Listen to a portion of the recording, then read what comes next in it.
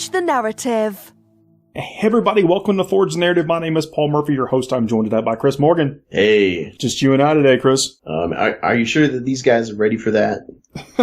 It's been a few episodes. Yeah, it's a busy time, man. This is a hectic time. Kids going back to school here, over here. Work's picking up again. It's a busy time. Yeah, it's been kind of nice. You know, I've been working from home because my old car didn't work. Now I've got a new car and I'm going back into work. It's really starting to sink in, you know, new chapter of life and all that. It's all forward stuff, but it is hectic. That's for sure. I was very excited last night to finally get my dedicated painting desk mostly put together. Yes. I know. It's such a win because I keep looking over at the space like, soon, my pretty, soon. Oh man, this gonna do another video battle report this week. Hopefully go up on Mondays. I think we're gonna try to get them recorded and then ready to go for Mondays when we start doing them in regular rotation. You got JP lined up again? This is gonna be my local playtest buddy Will. JP is traveling, but we're going to be back at it. I think within the next couple of weeks. We'll try to do 2 and then release them over the span of a couple of weeks. But, you know, with doing these, you get the opportunity to go back and see everything you did wrong. Again, I mentioned this before, but hats off to the folks that can, you know, or that have become able to play tight games while you're worrying about the recording and some of that takes place over a span of time. Like when we did the one that we did, it's only 40 minutes or so, but we did that actually over the course of like 4 hours. It didn't take 4 hours to do it. We actually like stopped for lunch and came back and, you know. Stop for dinner too, and just that kind of stuff. I mean, just because we were kind of just taking it real slow, getting accustomed to the process, and it is fun to do, and it's really nice to see a finished product. But you do get to, you know, pick back over it and say, oh, I got that roll wrong, or I played that wrong, or should have done a little bit better there. So I think there is real value in doing it for us, and hopefully people get at least some entertainment out of listening to it while they're working or something. Oh, for sure. And I think taking it slow is probably just for the best, you know, because if you're trying to keep to this unrealistic schedule the first time you do it, you have this idea of how it's going to be, right? And you're just going to end up disappointing yourself anyways. I really appreciate everyone being patient with us as we learn video editing and shot composition and get some better lights. And again, it's a little bit of a work in progress, but I feel good about what we did, and we're just going to continue to try to build on it. That's great stuff. Hopefully I can contribute in some way in the future. Yeah, so this week, going to do Space Wolves. I think it's kind of, we talked about how great the Codex is last week. I think it's time to, basically kind of put the money where the mouth is with that and see if it actually can be competitive in there. So I think I'm going to play against a real tough as nails Eldar/Yannari list with Space Wolves, and I'm actually thinking about taking Grey Hunters.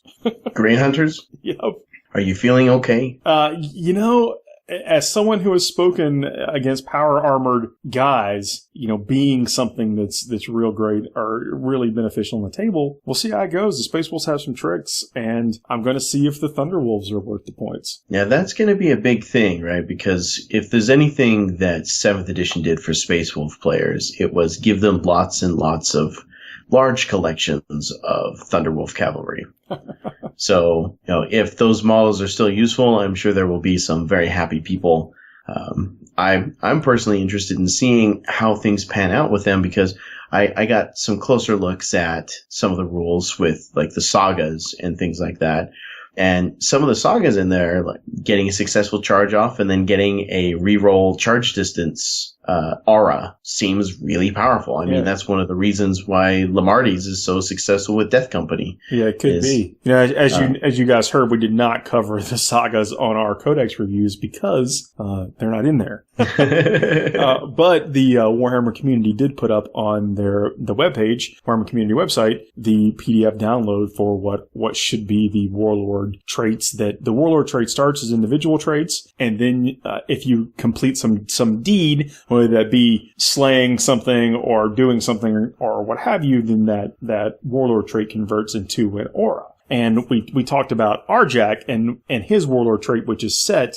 He now gets what is essentially an ignore injury as his Warlord trait. Well, and Arjak is already pretty tough. Yeah. So, I mean, that's just going to make it worse. Well, the potential, the upside of a ignore injury on a 6 is better than just the straight +1 wound, if you ask me. But it requires a little bit of luck. You could go through a game where that never comes up, or you could go through a game where it comes up every single time. So I guess probably for consistency, it's about even, but the upside on the ignore injury is way better than just the 1 wound. I guess. I mean, not if you roll dice like I do for those, but it's great. Anytime I have like a Death Company model that takes 3 wounds, I'll roll 2 6s then, but always fill the 1. Oh, of course. But if I'm rolling 1 dice, I'm never going to get that 6. Yeah, so I'm definitely going to include several Rune Priests, probably Njal and 2 Rune Priests, just for living the fantasy of always chaining off D6 mortal wounds. And a spell like that just makes me want to see some of the Sigmar-style permanent spells make their way over into 40k. It's a ball of lightning that goes around crackling and zotting folks. Yep. Oh my gosh, that would be so cool. Yeah, and I'm contemplating rhinos, but I'm also contemplating using the stratagem that allows you to, reserve a unit, basically outflank units. I think a layered approach to these Grey Hunters coming in, double tapping bolters and stuff, there might be some value in that. Yeah, well, I mean, bolters have this more important place nowadays than I feel like they used to because of the number of chaff armies that are out there. Just, you need volume of shots, right? So if you can get close enough to drop all of those dice that you need to clear out those conscripts or guardsmen, to clear out the poxwalkers or whatever it may be, like, you need that. You have to be able to get up close enough to do that. Well, even something like, what I used at the ATC with all the Guardians is that there's 15 Guardian bodies standing there. And when you put on a -1 to hit to them or some other increase to their durability, it's, they're really difficult to dig out. But those things are what really locked up the games for me, was effective screens. And being able to get rid of those screens is what we talk about. That's like 8th edition 101 now. Like, if your army doesn't have a way of dealing with the screen, then you need to make some changes to your army. Yeah, no, I mean, I think the first thing when you're building your army list is, all right, do I have a screen? How do I get one? Yeah, how do I get a screen? How do I kill my enemy screen? Third, yeah. And I don't know that if 30 bolters are the way to go with that, like with 3 Grey Hunter squads. But being able to put those bolter squads pretty much where you need them with the stratagem, and this is Cunning of the Wolf. Use this stratagem during deployment when setting up a Space Wolves infantry unit. You can set this unit up on the hunt instead of placing it on the battlefield. At the end of any of your movement phases, the unit can join the battle. Set it up so that it is wholly within 6 inches of any battlefield edge of your choice and more than 9 inches away from an enemy model. So Grey Hunters, and honestly though, the Hellblasters. Yeah, that's been one of like the kind of no-brainer options for a stratagem like that. Does it also say that you have to have Hungry Like the Wolf playing from Duran Duran when you set them up on the table? That's in the subtext. I think that's also up on the community page. Okay, that's what I thought. I just wanted to be sure. So, I don't know if the Hellblasters will be more than just a one-shot kind of situation, but they're going to really deliver a pretty good punch, I think. So they are a Space Wolves infantry choice. So that is definitely a consideration, and really easy to make Space Wolf, I guess, flavor out of them, out of your starter set Marines. Sure. Every Grey Hunter box comes with what are almost an infinite number of Space Wolf bits. Yeah, pretty much. Like, because you can make Grey Hunters and Blood Claws out of that same kit. Yeah. Another thing that I don't think we really exploited or touched on on the last review show was the Chooser of the Slain. It's a single friendly unit within 6 inches of the Rune Priest. Can fire if something came in from reserves. So it doesn't have to be a Space Wolf unit. It can be any friendly unit, such as a Shadow Sword. Wait, one more time?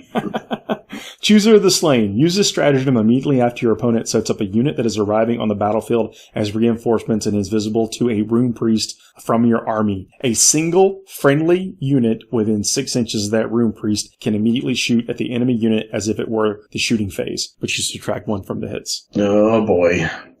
Well, now we just figured out how this is fitting in with the Guard Battery / Imperial Knight Battalion or detachment list.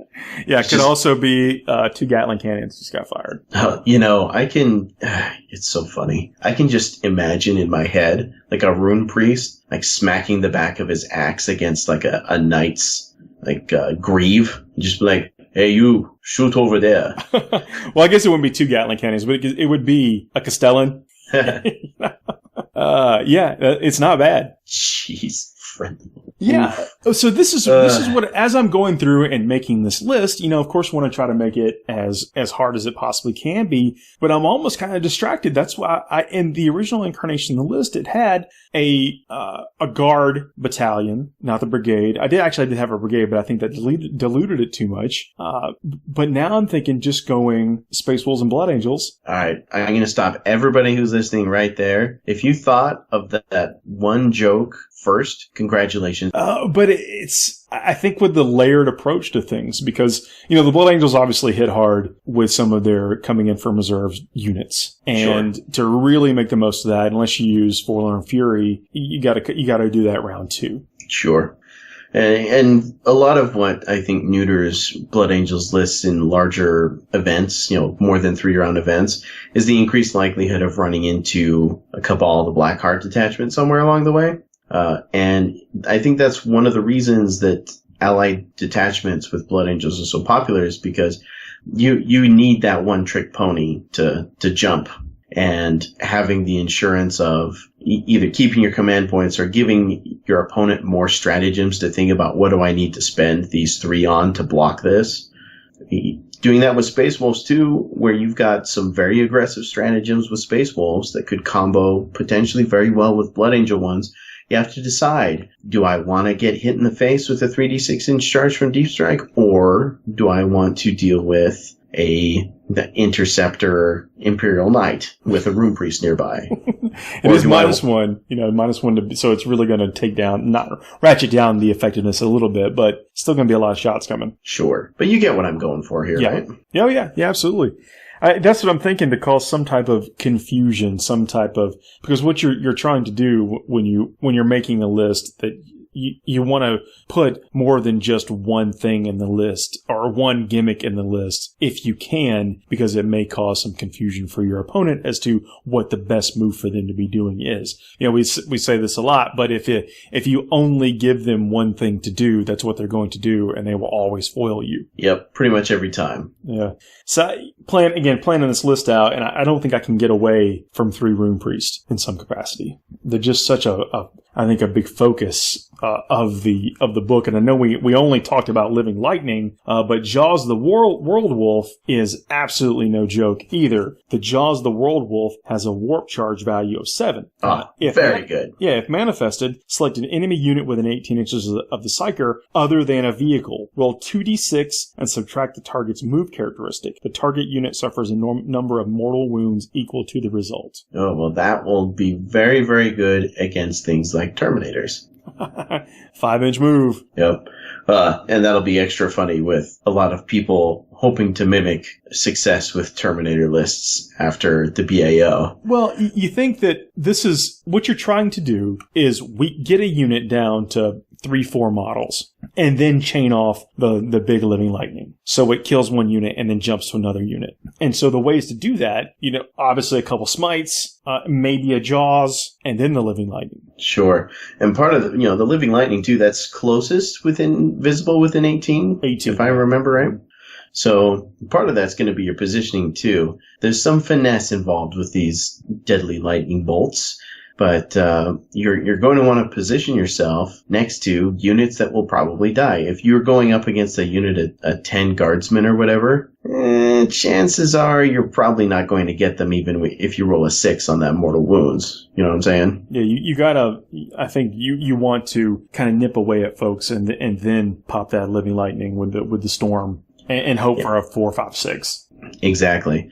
I think units like scout squads, I think, are going to be very easy pickings for that power. Basically the screening scouts that are out in no man's land. 5-man squads of any sort of elite-ish infantry are going to be the ones who suffer the most from that. Which is common in Space Marines. Like you see 4 units of scouts that are they're just kind of a picket line across the half of the board. Mm-hmm. To keep you from doing your crazy stuff. Yeah, my Blood Angel Battalion, that's kind of that's how my screen starts, right? First thing I'm going to do is I'm going to pick Mephiston as an HQ, and then I'm going to throw 3 scout squads in there, and then I go from there, right? This power is going to be very frustrating for that unit. Yeah, a lot of people, what they'll do is they'll put a kind of a perimeter, a box around, like if they get the initiative in deployment, they'll set the pace and make a nice little box for them that pushes you back, but yet allows them to give them a better position to drop in something on turn 2 or whatever. Exactly. You will take that box from them with some good Living Lightning rolls. I do not disagree. Yeah, that's how it goes. Definitely. And World Wolf, again, combine World Wolf with the Smite power and then finish it off with Living Lightning, and all of a sudden you've got yourself some good combo potential. Yeah, there's another psychic power here called the Murderous Hurricane that causes mortal wounds. You roll 1 dice for each model in a unit, and the unit suffers a mortal wound for each 6. We've seen that, in different psychic trees in some capacity. This has a warp charge value of 5, though, so fairly easy to get off. Oh, that's always helpful. Yeah. So I will certainly see some. This could be something that helps weed out Tyranids, Orcs, Gene Stealer cults. Anything like that. You have all those horde armies. Yeah, like the aforementioned Poxwalkers and conscripts. If you could take 4 or 5 4 or 5 of those models out, manifesting something on a 5+, you got to kind of weigh the odds. It's better or worse than casting Smite that turn. For sure. Yeah, and when you've got 3 Psychers to choose from, right? Yeah. Well, in this particular configuration, yes. But they basically are a librarian loadout. 2 psyche powers get to deny 1, cast 1, unless you're Njal. Njal better look out. I'm sorry. The Rune Priest can manifest 2 psyche powers. Yeah, they can deny 1. Yeah, they deny 1. Yeah. And then Njal, he can manifest 2, deny 2. Yes. Yeah, typical chief librarian fare. I mean, super stormy wolf bro. The Runic Armor, which you can put on these guys for fairly cheap, it gives them a 5+ invulnerable save. Yeah, Runic Armor is good. I mean, the Armor of Rust was initially what I thought you were thinking of. You know what I'm talking about? The one that gives like the 4+, and then you can always pick somebody to fight last or whatever. Mm-hmm. Yeah, that's a relic. That's got the 4+. So, but the ability to just put a 5+ invulnerable save on characters that wouldn't normally have one, I can't tell you how many times I've wished my librarian has an invulnerable save. Most librarians don't have anything like that, and this is only 7 points to put it on them. Yeah, if I want a librarian with an invulnerable save, I gotta either put him in Terminator armor, or I gotta go in the index and put him in Terminator armor and give him a storm shield. Yeah, you remember those days? Oh yeah, absolutely. So we'll see how it goes. I'm going back and forth between adding 6 Thunderwolves to the list. The Thunderwolves, I said they were a lot of points before, but 3 Thunderwolves is 120 points, plus the shields, which for them, they're 10 points of shield, and then fists. But I'm not even sure if they need the fist. So this is one of those things where, like, I like the attacks, the number of attacks that you can add with the Forensian Wolf, their wolf that they ride. I guess it's a Thunder Wolf. It's not a Frenzy Wolf. the Fenrisian Wolves. But they're able to really chew up some infantry, and then maybe you do want the fist there to be, because you're putting out a fair amount of attacks with them. I think the Thunder Wolf the mount gives them 3 attacks, and then the actual Thunder Wolf themselves have 2 attacks for the regular guy and 3 attacks for the pack leader. Okay. I mean, they hit on 3s. A Power Fist would make them hit on 4s, and that's where things start to get a little iffy. But there are ways to, buff up their ability to hit with other areas of the Codex. Well, I mean, just getting them into combat, you're gonna buff up their to hit, aren't you? You are. Yeah, by 1. Yep. Yeah. So you get charged, you are charged. You're hitting normally, essentially. That's fair. With Power Fist. Mm-hmm. I think there's some real value in that. Yeah. You're probably right. I think that's probably the reason to leave the Power Fist on there. And of course, I think you got to have the Storm Shields because they're going to be a big target. People are going to say, "Oh, look at those guys and those big wolves. Let me throw some quality shots at them." Yeah, those are the kind of advantages that really add up over time. The more you get to swing that Power Fist hitting on a 3+, the more you're going to feel the value of spending the points on it. Yeah, I think you're right. And then here's where, once you put in all these Grey Hunters for a 10-man squad with a couple of plasmas is 156 points. Not a terrible price point. No, and I think them coming in from reserves, there's something to do there, especially if you're teaming it with something else that comes in reserves. So you kind of spend a couple of turns getting the Grey Hunters to chew down some of the screen, and then you're able to kind of swoop in with maybe some Blood Angels. Right. And one of the nice things that kind of makes these Grey Hunters a little different than your typical screen, like there's a slight argument to be made for anti-meta screens, 3+ armor save screens, where everyone's expecting, you've got a bunch of guardsmen or these weak things.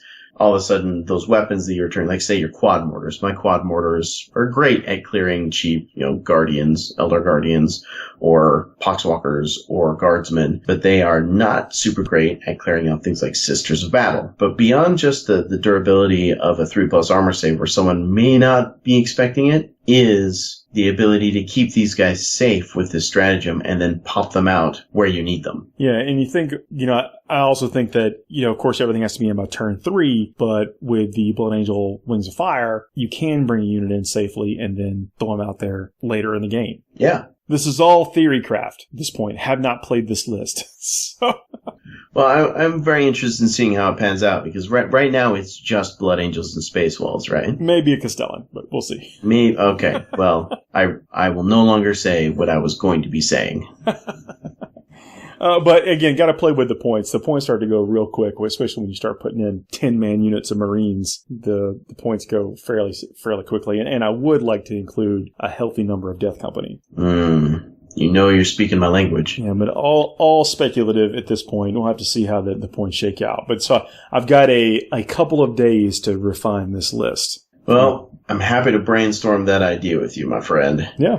Yeah, I just don't think I can get away from taking the Rune Priest, and I want to take Arjak, but I'm not sure he fits with what I'm planning on doing. But we'll see. I kind of feel like Arjak is going to be the Mephiston of Space Wolves at this point. You may just want to try and find a way to fit him in. Well, but then again, who knows? Maybe I could be wrong. Well, we overlooked. Oh, I shouldn't say we were overlooked. We didn't really cover Logan. Logan's got the Great Wolf ability of being able to let everyone reroll their hits. So I think that's fairly strong. And whereas Arjak does not. True. I mean, how many points is Logan? Just on foot. Just on foot? That's a good question. Logan Grimnar is 170 points on foot. So that is, 25 points more expensive? That's such a good price point. I mean, think of Dante, right? At 220 points. Dante moves a lot faster. Well, he moves a little bit faster, because even Logan, I mean, he teleports in, right? Sure. Yeah, he does have teleport strike. Mm-hmm. He's a Terminator. I don't know, man. I just kind of feel like, that price point is not you're not asking too much. And a character like Logan, you pair him up with some aggressors, maybe? Him and Arjak and some aggressors walking up the table. It might be good. Yeah, I mean, he does. What do the banners do? What do the wolf banners do? The wolf banners allow you to reroll ones for the charge. So if you roll a 1 on your charge distance? Yeah, so if you roll a die of a 1, you get to reroll that. And they don't have that generic Space Marine banner of I die, but I kill you on a 4+. The Ascendant, what is it? That's the, you talking about that one? I'm not entirely sure what the generic Space Marine name for it is. Well, it's the Ancient is the one that has it, and they do have a great company, Ancient. Yes, they do have that. They do. Okay. Well, I'm just trying to think, the new Space Wolf box set that's coming out with the Genesealer Cult, you're getting a lot of Primaris in that, and if you can make something like Aggressors work with a character like Grimnar, where you're going to get the most bang for your buck, or well, I suppose a buck would be the prey, bang for your wolf. I don't know where I was going with that. But the reroll to hit is really going to make the most difference in Space Wolf shooting, I think. Because you're not getting a +1 to hit on your shots, just on your punches. Sure. And while, yes, Logan Grimnar in combat and close to units in combat, he's going to let them re-roll their hits on 2s. It's not going to have as much oomph as if they were hitting on 3s. I don't know. It's converting all of them then hit at that point in time. Like even the Power Fists are hitting 80% of the time or something like that. Yeah, I see what you're saying. I just kind of feel like in terms of getting the most out of his rules, I'm not sure that the front line's the best place for him, and that feels decidedly unlike Logan Grimnar. Oh, I think he's definitely a support unit, but he does. I mean, he swings really hard in combat also. What's his axe like? It's +2 strength with one-handed and ×2 strength, two-handed. So he has 2 profiles on it. He subtracts 1 from the hit roll, but remember he gets the +1 for being a Space Wolf. Right, so he's hitting on 2s, re-rolling. And his two-handed profile is a flat damage 3, and in comparison to Mr. Rockfist, his damage is D3, so it's not like a true Thunderhammer type damage. It's D3 damage. Okay. And Logan, his two-handed profile, 3 damage, -3 save. I see where you're coming from. Yeah, 5 attacks, which is a lot. 7 wounds, which is also a lot. How many wounds when he's on Storm Rider? 12, unfortunately. 12. Oh man. Yeah, if he was 10 wounds on Storm Rider, he'd be the business. It just makes me think like Gilliman, the great planner that he was. He goes up to Belisarius Khan. He's like, all right, I want you to make me healthy, but not too healthy. And Logan's like, I want all the health that is. Just healthy enough to sit behind these Razorbacks. Yep. Or rattling snipers. Yeah. So, yeah, again, I know we spent a lot of time talking about the other character, but Logan he's no slouch. And with the 7 wounds and with the 5 attacks, hitting on 2s with a flat 3 damage weapon, able to teleport, I like it. Well, you give me something to think about there. I mean, just straight 3 damage is so powerful, right? And having that double strength makes him able to threaten things like knights. And nowadays, you have to be able to threaten knights. Yeah, I think that's a good point. How do you make the use of them, though? That's the thing, and I've got some ideas on that. Let's take a quick break. We'll come back and talk more about the Beta Strike Wolf list. Sounds good. Forced Narrative is brought to you by Dicehead.com. www.dicehead.com. Games, hobby, supplies, and comics. They have it all. Hey everybody, we are back. Still Chris and I. Woof. Yeah, so what we're talking about is kind of the Beta Strike Space Wolf list. And I think that being able to come down, whether it be through teleport or drop pod even. I mean, how crazy. I'm even thinking about drop pods. Le gasp. Drop pods are a little on the expensive side. I think they're like 85 points or something. Somewhere around there. Somewhere in 85 points, but it's really a precise way to deliver these Rune Priests. Now, can Rune Priests take jump packs? Yes, they can. So, because Njal, right, he's Terminator. Well, he is Runic Armor or Terminator Armor. That's right. He can be either or. So, okay. Well, you throw him and a couple of Rune Priests in a drop pod. Since he can't take a jump pack, being a named character and having set war gear, maybe. Yeah, I can maybe see that. I still kind of feel like putting jump packs on those Rune Priests and putting him in Terminator Armor is probably going to save you more points and get rid of a superfluous vehicle. It's saving you a few points. I think it's something like, what is this, 25 point? Is it 25 points for a jump pack? No, it's not 25. 25. What is the jump pack? Let's see, I'm looking it up right now. The Rune Priest with a jump pack is 112 points, and the Rune Priest without it is 88 points. So it's 24 points. Okay, so, well, it wasn't 25. Yeah. It's not too far. So a little bit of discount from what my mind thought. So what is that? That's 48 points, plus, what do we say, plus 15. So yeah, you're saving some points if you were to teleport in, and 2 jump packs on there. But I was thinking about also delivering a 5-man unit of Grey Hunters or whatever with a plasma gun or a Melta there at the same time. Now, Grey Hunters, they have 2 attacks apiece, right? Nope. Grey Hunter, the pack leader has 2 attacks. The Grey Hunter itself has 1 attack. I think what you're thinking is that they used to have like a chainsword and a bolt pistol and all this other stuff. Maybe. They for some reason, I equate Grey Hunters with like Sternguard or Vanguard veterans in my brain. Well, remember the chainsword gives you an additional attack, but on their profile they've only got 1 attack. Right. Well, I mean, even the Sternguard and the Vanguard have base 2 attacks, and they used to back in the old Codex days too, 7th edition. So I don't know. I'm probably just on crack. No, I don't think so. I think that's the way they used to do was get all these attacks from the bevy of weapons that they have, but now it's just the Grey Hunter and Grey Hunter pack leaders are each armed with a bolt gun, bolt pistol, frag grenades, and crack grenades, and then the Wolfguard pack leader is armed with a chainsword, bolt pistol, frag grenade, and crack grenade. Okie dokie. Yeah. The Blood Claws are armed with a chainsword and bolt pistol. So they would be your assault-focused troop choices. And when you've got so much leftover power armor, you just start putting it on your scouts. I don't blame them.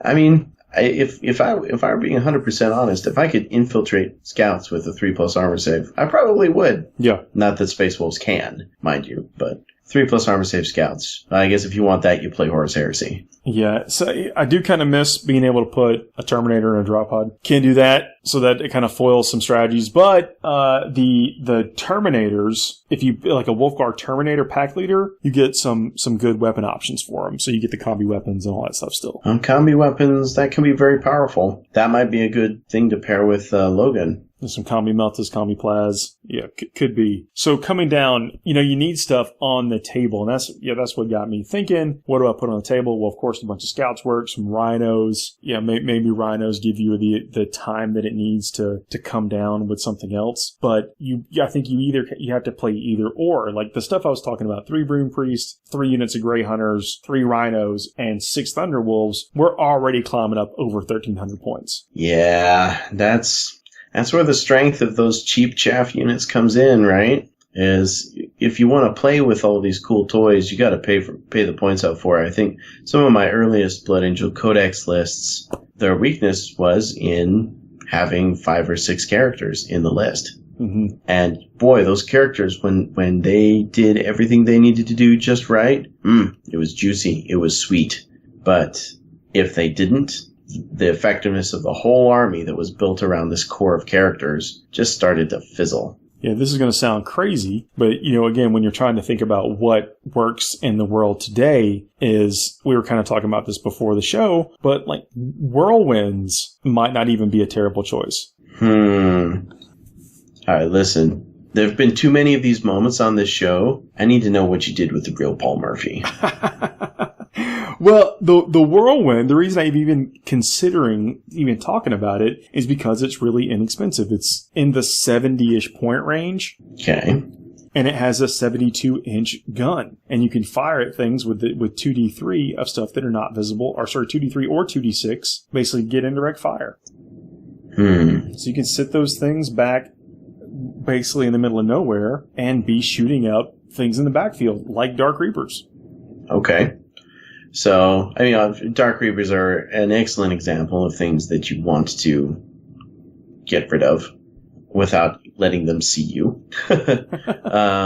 What other things are you thinking would be useful targets, though? I mean, we kind of take for granted you're going to see Dark Reapers. Full disclosure, the whirlwind is about 100-ish points when you give it the weapons, one of the weapons. Yeah. So it does start to, creep up there. But I'm thinking that anytime you've got something holding down, like say for instance in ITC missions, the people are going to be spreading out, like Dark Eldar. It wrecks Dark Eldar because of the high strength. I shouldn't say high for them. Okay.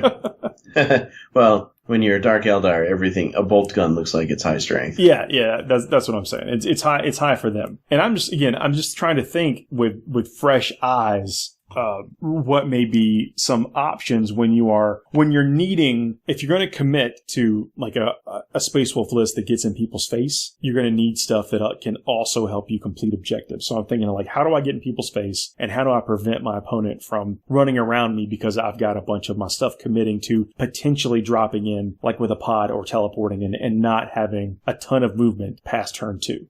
Yeah, and I think that's the big kind of weakness in the aggressive Space Wolf lists, and we're probably going to see that pretty often, is that once you're committed, you're committed. There's not a lot of redeploy stuff you can do.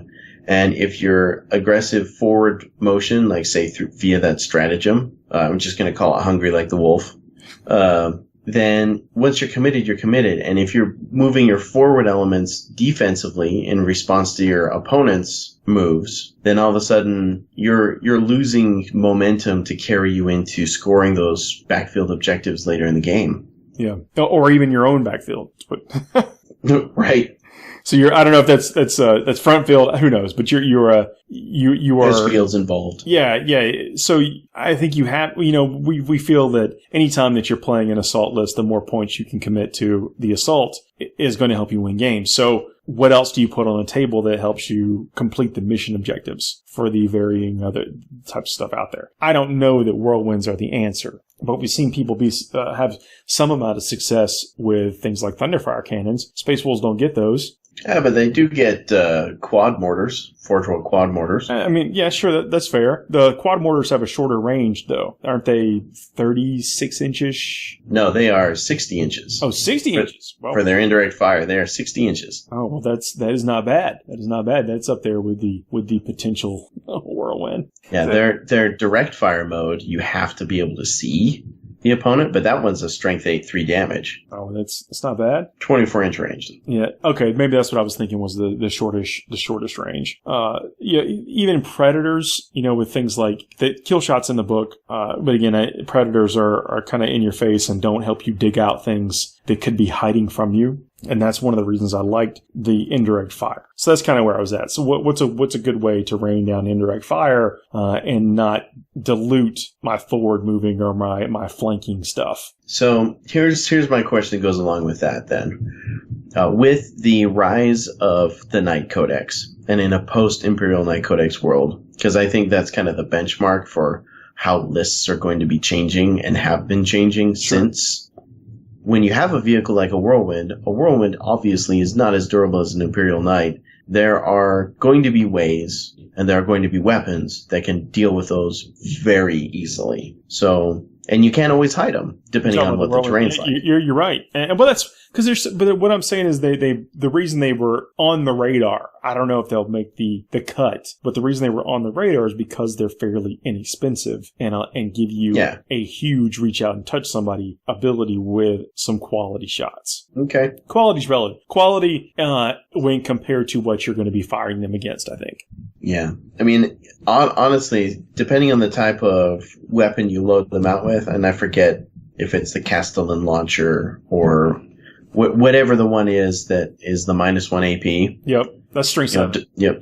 Dark Reapers are always going to be in cover, pretty much, when you get to shoot at them like that. One of the things that I noticed when I was playing with a Whirlwind earlier, because I tried the Scorpius and I tried the regular, and I had more success with the regular, but the regular was never able to crack Dark Reapers. I would only ever shoot it to Dark Reapers if I had no other targets. Okay, just because, while my opponent can always bank on me to fail my 2+ saves with my Sanguinary Guard, on the other side, I can never count on them to fail a 2+ save. With so you got living lightning Reapers. for those guys. I'm thinking more like how to. Oh, right. I'm thinking about how to get rid of the Guardians. To be able to pull off some effective 1-2 punches. Yeah. Well, and I think in that, if that's your goal, I think a regular Whirlwind's going to do you just fine. Yep. Do they have that land speeder combo thing, stratagem? You know which one I'm talking about? Yes, they do.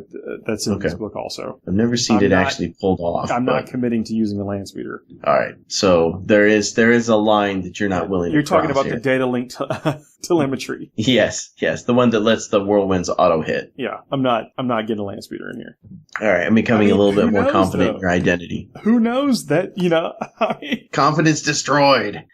No, the land speeder's not. I think there's a higher capacity for potentially putting in Hellblasters, which I don't have done up at the moment. Yeah. Okay. But we'll see. Got 2 days. Got 2 days to come up with something strong that is not embarrassing to film. Well, I look forward to seeing how it all pans out. Yeah, we're going to be playing the Nova Open Mission 2. Are you actually going to Nova this year? No, it's the same weekend as DragonCon. There will be Wrong Way Kid and FTM people there, but I unfortunately can't make it because there's a conflict with something going on here this weekend for me, or that weekend for me. But that is always like I wondered. You're talking about using Nova missions, but I wondered. I was just like, wait, he usually goes to DragonCon. Did the weekends get switched up somehow? No, unfortunately not. I would love to be able to go to both, and maybe I try to swing a day at Nova next year, but we'll see how it goes. But it's certainly missions that people are going to be practicing and playtesting, and whatever. Happy to contribute to the community in some way by playing something that's relevant to them. For sure, yeah. And hopefully after, my hobby desk is mostly put together, but I still have a lot of moving things to get put away. But after that's done, it'd be nice to get back in the groove of going out and gaming and getting back in touch with how things have changed since I've come back. I know we've talked a lot about crunchy strategy and potential tech for, I guess, specifically to use with the Space Wolves' kind of aggressive nature and how it pairs with things. But again, there's a lot of options in this book. I mean, we even talked about some new stuff that we didn't cover on the review. So I think it's going to be a really strong book and give Wolf Lords and potential Space Wolf players kind of lots of things that they can mess around with over time. Like there are what I consider to be multiple strong things or archetypes or baselines for lists in the Codex. Well, it's going to be those little sneaky things that you don't think about that will end up making people go like, what, Terminators are good again? Or for the first time? I guess. Death Guard Terminators have a little bit more going for them than some other Terminators do. Yeah, I mean, I can't deny it. Yeah, but maybe there's some weapon configuration or a particular build that does allow the Space Wolves, because Space Wolves have a lot of character and flavor in their Terminators also. They don't get the ignore injury with the disgustingly resilient, but they do get really good weapon options. Yeah. I mean, we've seen people also throw down like a bunch of Slanesh Terminators or something all with Combi Plas and Combi Meltas. You could do something really, really similar, I think, with the Space Wolf Terminators. I think the combi weapons are where the Space Wolf Terminators shine, where some of the other Imperium Terminators may not. I mean, for less competitive games, I've been known to bust out my Assault Terminators here and there, and barring my inability to make a 3+ invulnerable save, when they land, when you get those Thunderhammers to actually swing at something and they don't whiff, life is good. Yeah, that's funny. The Wolfguard Terminators, I mean, they're 26 base points apiece. Now, you've got to buy the war gear past that. Like, they comes armed with a power sword and a Stormbolter. So that's not expensive war gear wise. Oh, sorry, that's the pack leader. The regular guys are armed with a power fist and a Stormbolter. Okay. You may replace any model that replaces power fist or power sword with a storm shield or an item from the Terminator melee weapon list. Okay. So you can kind of mess around with the points that way. And I know we haven't covered the Terminator melee weapon list, but it's pretty extensive. Chain Fist, Frost Axe, Frost Sword, Lightning Claw, Power Axe, Fist, Maul, and Sword, Thunderhammer, or a Wolf Claw. Well, you got to think the Power Fist, more expensive than a Power Sword, for instance. Unless you're in the Sanguinary Guard. True. And so what you're able to do is reduce the overall point commitment you have to take for these Terminators, and then load up on combi weapons and spend your points that way. Yep. No, I think that's some good flexibility to point out there. Combi weapons are, of course, more expensive than the bolters, as they have a combined profile, but I think it really gives you a lot of flexibility. Well, flexibility is always appreciated in army list building. Combi Plasma, 15 points apiece. Combi Flamer, 11 points. And a Combi Bolter, 2 points. Combi Bolter, which is like a Stormbolter, but not. It's right. It's a rapid fire 2 weapon, yeah. Okay, then. Yeah. So again, I'm not advocating whirlwinds or Terminators, but what I'm hoping to do is put a little evidence out there that a little bit of I guess creativity in the list design might allow you to win some games that you might not have won otherwise. Well, I think we've given old Space Wolf players, the long fangs, so to speak, we've given them something to gnaw upon and to get some of their models out and try some of the new things. I mean, I still really like the idea of long fangs in an 8th edition Space Wolf army list. I like that even better now that we've talked about Logan Grimnar. I like the possibility of pairing that with aggressors. I'm always going to love the Rune Priest Lightning Storm and stuff like that.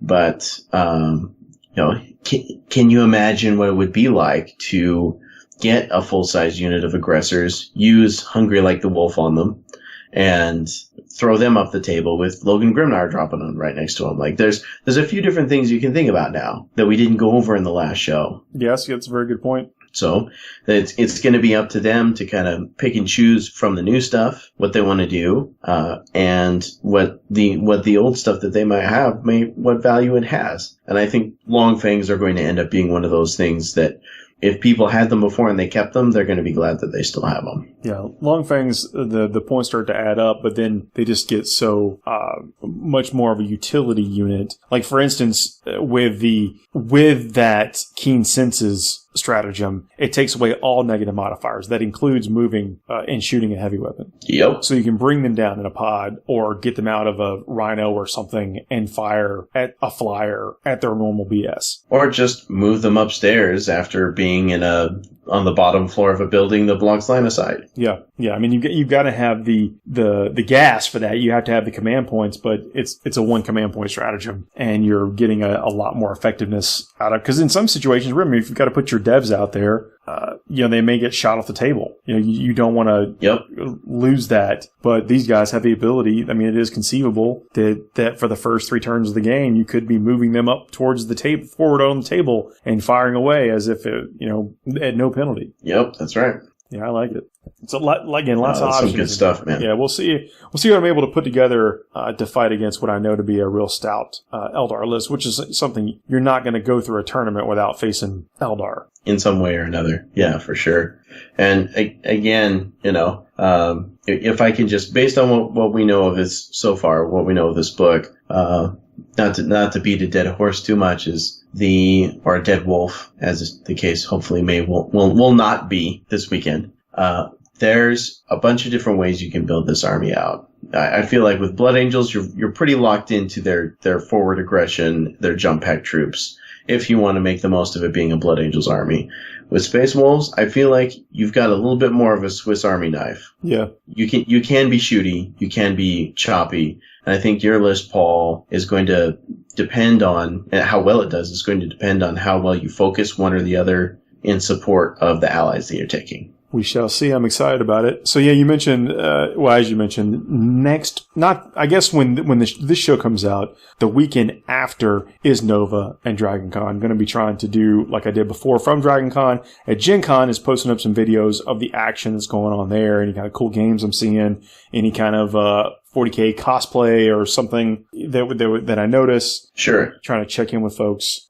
So if you don't follow us on Facebook, please do. And that's one of the ways to kind of, in between shows, keep up with everything. We also talk about list design. I don't know if anyone's going to write in after us talking about Whirlwinds, but we do talk with people about lists in their area. There are also some tournaments coming up and some big events coming up that we'll be talking about on next week's show that people have submitted. So if there are other events that you would like us to mention on the show, please hit us with a message through one of these channels and we will talk about it on next week's show also. Yeah, sounds good. Dude, anything else you got going on right now? Oh man, just I've got a bunch of credit saved up that I'm trying to decide how to spend, and I was going to try and get a copy of the Grandmaster Edition for Adeptus Titanicus. I was pretty bummed that I had to miss out on our coverage of that live. In my defense, I was on my honeymoon, but I've been really interested in getting in on Titanicus somehow. And since the Grandmaster Edition didn't end up getting to the store that I wanted to buy from, so I couldn't use my credit on that, now I'm trying to decide how I'm going to hop into the game. Do I want to pick up the rules and a Warlord, or do I want to try and piece together the set? And what do you think, Paul? Have you played with any of the Adeptus Titanicus stuff? Oh yeah, it's a solid game. But again, my biggest takeaway from it is that it really is its own game, and its own war game, full war game. Yeah, full on war game. And I suggest, well, one, get a buddy to play with, right? I mean, and that's it. And then y'all agree on what points y'all are going to play right now, because they've got it broken out into different tiers in the game, and a 1750 list is still, 3 warlords. Yeah, it's about 3 warlords, maybe a couple of knights. This is the benefit of having a hobby wife. In my hobby life. Yeah. So, I mean, find out, y'all just agree on something. And I think starting out, a warlord and 6 knights apiece is not a bad place to start. You're nowhere near what the mid-tier for match play is, but I think you get a really good feel for the game. Well, and they've got Reaver and Warhound, Titans coming out too. Oh, yeah. Right? Sometime. Yeah. We just don't know when. You do get rules for them in the rule set, though. Yeah, and that's another thing that interests me, because they, if I understand right from the Weekenders and what they say about dropping the news about something, is they can't talk about it on Warhammer Community if it's not coming out in 3 months or less. So that makes me think, hey, well, there might be some Reaver or Warhound Titans coming out. Oh yeah, in the near future. I hope so. I mean, that may be a little speculative, but at the same time, yeah, I mean, we know they exist. We've seen them. And did you see those new Blood Angel model previews from Forge World at the Warhammer Fest Europe? Yeah, beautiful stuff. Oh my gosh, dude, that Contemptor. I'm actually like dabbing a little drool from the corner of my mouth right now. Also. Yeah, like the first custom Leviathan, that thing looked awesome. Yeah, absolutely. That will have to work its way into the collection for sure. Oh yeah, I mean Leviathans are still really solid choices in 40k. Yeah, I have a buddy who plays one religiously in his Ultramarine list, just because Gilliman makes everything better, but he sure as heck makes a Leviathan with two, the autocannon storm launchers or whatever they're called, a lot better. Yep. Well, dude, we'll go ahead and wrap this up. And again, if you guys have some tournaments to submit for us to talk about coming up, we'll do that on the next show. I love talking about events and things for people to do and places to go out and experience this hobby. Yeah, for sure, man. I'm very excited too, and hopefully I can hop back in on that gaming action soon and get some more hobby photos and things posted up. And just jump right back into the life. All right, everybody, please leave comments, like, share, and subscribe and all that stuff. And we'll talk to y'all next week. Yep, 5-star iTunes review. 5-star. You know it. See ya.